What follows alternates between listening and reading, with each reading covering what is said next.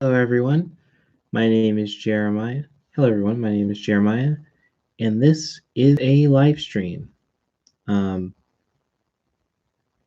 we're gonna get started here, really quick with the main thing to go is that today we're talking about the AFC West, and I wanted to go over and say hello to everyone. Of course, there is no one here, but you know, this might be more of a test just to see how this works. But yeah, anyone that wants to be here for this most of the time, it's going to be on Wednesdays, I believe. And yeah, if anyone's here, that's amazing. I'm so excited if anyone comes and joins.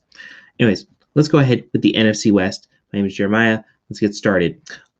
First of all, let's talk about the Chiefs. Chiefs have an amazing core coming back.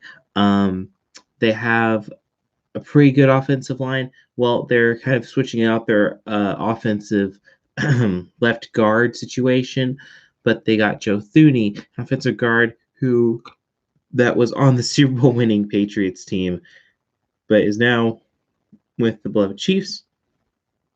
Jeremy is a player on the Seahawks who's pretty solid. They got him for a pretty decent price, about what I would put at as rate. Austin Blight, who's a Rams center, really solid guy, is now a part of this Chiefs offensive line to reinforce it. Of course, Blake Bell, tight end, that used to be a part of the Dallas Cowboys. Now he's a Chief as well. It's always good to have more good tight ends along with Travis Kelce. Finally, Patrick Mahomes is, of course, back. That is a big thing. And their defense mostly looks the same, which was pretty good up until the last bit of the season where they had some of their ups and downs and some inconsistencies. So I would say the Chiefs, pretty dang good. Moving on with the Raiders. Half their offensive line's gone. Gabe Jackson, Rodney Hudson, and Trent Brown. Those are all pretty good offensive line names, are all gone to other teams. Why do they do it? Well, they wanted to improve on their previous year's off defense alongside a new center, Nick Martin from the Texans. Now, Solomon Thomas is an interior defensive lineman from San Francisco who's pretty good. Maybe that'll help their shore up some of that run defense issues. Rashell Douglas is a pretty good cornerback. He's previously on the Panthers team last season. For that, so he had some pretty solid years on some pretty good Eagles defenses. I would say that Solomon Thomas and Rashell Douglas will help this defensive line, including Quentin Jefferson, who's a pretty good pass rusher, not a great run defender, but is a pretty good pass rusher. And, that you can always use more pass rush help. Of course, I don't know if the Raiders really need that because the Raiders are pretty good in pass rush because, you can always use more help pass rush no matter what team you are, but they don't truly need it. I mean, last season, that was like the one thing their defense was good at. So, questionable move, but, something that you can always use help at that position, I suppose. Carl Joseph is a safety. He was on the team last year and could possibly be the reason because he's back. Carl Joseph was not there last year, but he was there like years prior. And maybe part of the reason why that back end was not that good last season because he was on the Browns. Matt Dickerson is interior D lineman. Of course, another good D lineman. So, of course, that's going to be shoring up that run defense. That's really important for the Raiders this season. They were one of the worst teams at defending the run in the league. They also traded for Willie Snead from the Ravens and John Brown from the Bills. They did this because they traded away some of their two top wide receivers. So, kind of exchange right now. They apparently also need a running back. So they got Kenyon Drake because, I guess you can always get a new running back, and why not? So Kenyon Drake is now part of their team. Derek Carr is, of course, still at QB, who's pretty good. Not great, but pretty good. And he can definitely win you some good football games. Now, of course, the Los Angeles Chargers have a new head coach named Brandon Staley. which can change things, I suppose. We don't know yet.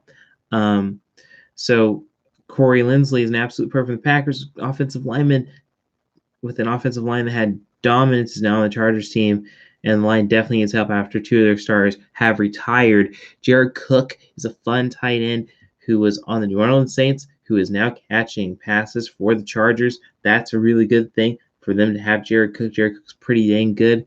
Now, Kyler Fackrell is an edge rusher. Pretty dang good. I have seen him do a lot of good things for the Packers. And Giants gone for a year. He's pretty good there as well. Now he's on the Chargers. That's going to be a little scary for that Chargers team having another really good all-pro defensive lineman. Like saying goodbye to Dan Feeney, well, they just cherish it because he got shipped out to the Jets. He was replaced by Ode Abashi from the Lions. I have no idea how it's going to work out. I mean, when you talked about some of the best O-linemen in the league, Dan Feeney was on that list. I don't know much about Ode Abashi, but I don't think he's quite what that guy is because I didn't hear about him until now.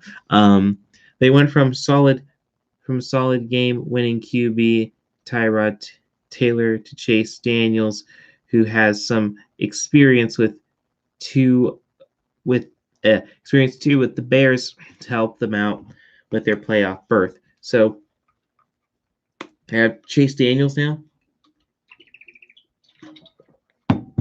Check down machine. I think that can be a decent setup, but who knows? You can always look at that later and see how that goes. Matt Fuller is the right tackle, who is on some of the best consistent teams in the league in the Steelers. Now he's charging up on a 3-year deal, which is pretty nice. I would say that the other person is Hunter Henry is gone. That's always a loss. That's a pretty decent loss. Ryan Smith is safe from Buccaneers. And I think that he's pretty good because I heard him do some really cool things in some of those games last season, including the really famous one with the Packers where they just crushed the Packers. And Justin Herbert, QB, it's a pretty nice draft pick. He's going up pretty well. And, finally the Broncos. 5 players from the Broncos have left, including A.J. Boye, which, not the best situation. Mike Boone said Philip Lindsay. That's a pretty big drop-off because Mike Boone was from the Minnesota Vikings, was pretty okay, but wasn't great. He doesn't really spark up the field. He's just a solid running back, and I don't know how that's going to change based on that. Philip Lindsay was a major great running back, so we're really gonna have to see how that works out. We might try and get another running back in the draft. We might try and get another running back in free agency, but so far that looks like a really weird exchange of powers. Ronald Derby is a cornerback that was pretty dang good with the Eagles and Washington football team, and I think that's their most notable acquisition and position. So, all right, guys, that's a lot to bring down there. That's kind of where I'm at as a Seahawks fan. As always, if you want to know more, subscribe and all that. But also, I think what I'm going to do is, for now on, all the other divisions, I'm going to do a nice quick run through where it's just stuff that I already know about the team, stuff that I just want to go through and talk about.